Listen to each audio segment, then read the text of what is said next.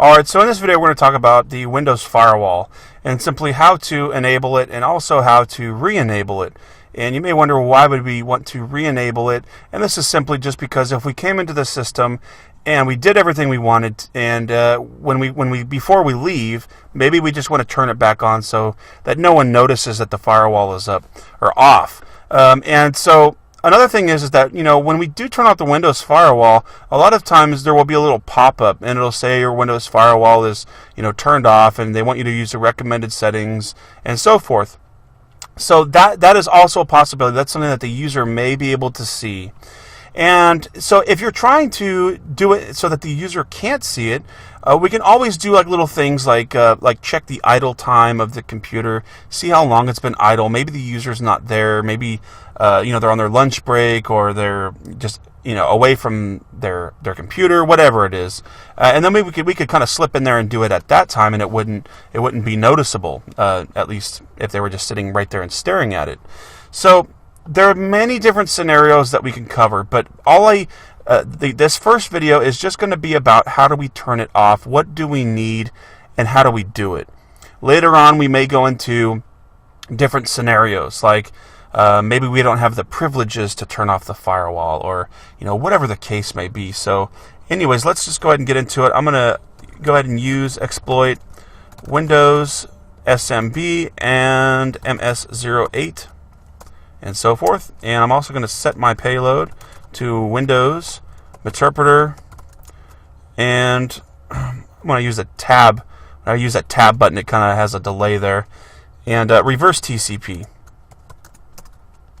Show my options. I'll need to set my R host. 192.168.1.106 is my XP machine, my victim machine, and set L host, which is our Kali machine, to our Kali IP, which mine is .101. Show options, and we should be good to go. Let's go ahead and exploit.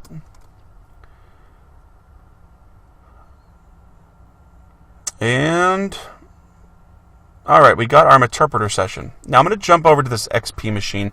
We're not going to touch this machine. We're not going to do anything we're not going to go in here and start messing with things, because as the attacker, we can't just get on this machine and start controlling it. We've got to get to that point. So I'm not going to mess with any particular settings, but I'm just going to show you a couple of things. First of all, the Windows Firewall is on, and it's shaded out because the user that I am is not an administrator. So we actually don't have the privileges to turn it off or turn it on. And also the exceptions, we can't make any exceptions or anything like that. It's all filtered out so that we cannot execute that because we don't have the rights. And as you can see in the administrative tools, computer management, and under local users and groups, and under users, here I am right here. User. I'm going to go ahead and right click and go to properties, and I'm a member of just users. So I'm not an administrator or anything like that. I'm not a power user. I'm just a regular user. So if you need to recreate that, if you want to kind of follow along, you can. We're still going to be able to accomplish the same things. But if you want to do that, go ahead and create just a regular user on your system that doesn't have any kind of privileges, just regular user privileges, I should say. So Windows Firewall is on, and we are just a standard user, and we can't even turn off the firewall or turn it on. Now, the good thing about using Meterpreter and using this particular exploit is that it automatically will exploit grabbing the system privileges inside of whatever process it migrates to, which is the SVC host. So let's do a PS, and let's do a get PID. And we can see that we are currently process 1136. There's 1136, and there's the SVC host, and we're automatically NT Authority System. So I can do a get UID, and yes, we are NT Authority System.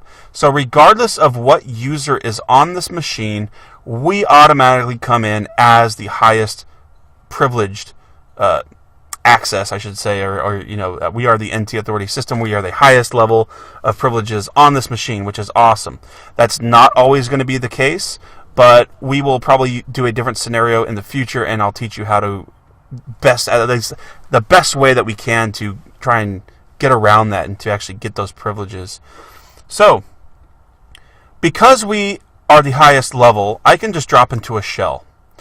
And as I drop into a shell, I am automatically whatever privilege I've inherited, which 1136 is what we came in. We are NT Authority System again. So again, that is what level we access the shell from. If we were XPVM, like this one right here, which is just a regular user, and I drop into a shell, we're going to be in a shell, but we're going to only have the same access as that user. And so doing this right here, turning off the firewall, it's not going to work because we don't have the privileges. But anyhow, that's for future videos. We are currently NT Authority System, so we can do whatever we want. So let's check the firewall out by doing a netsh firewall show op mode.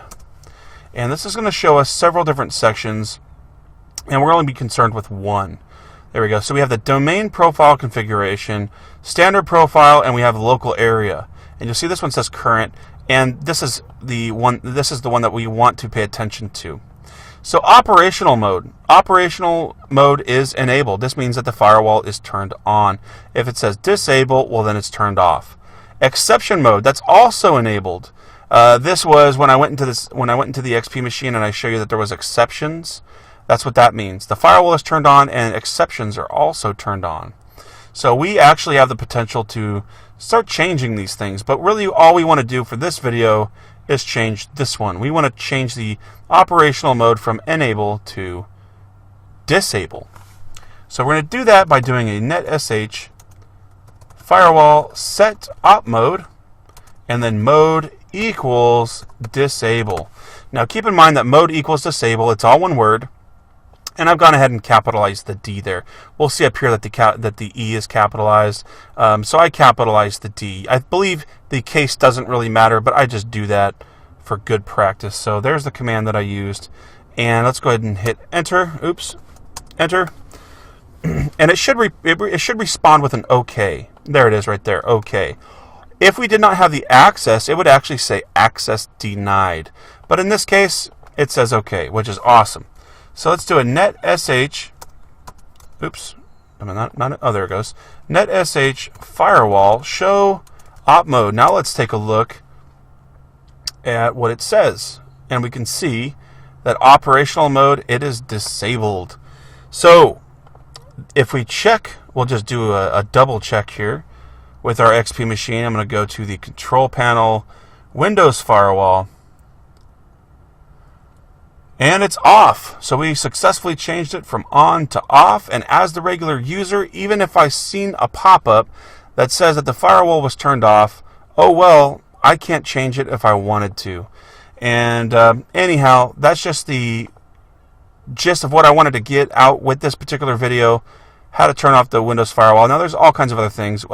There's some batch scripts that you can download. There's some Visual Basic scripts you can download, and we could have uploaded that to the victim machine and then executed it, and that would disable the firewall and whatever. There's many ways that we can do it, but as far as what can we do out of the box right now with just what we have, that is what we would want to do. So, anyways, I hope you enjoyed the video. If you have any questions, please send me a message, and we'll see you in the next video.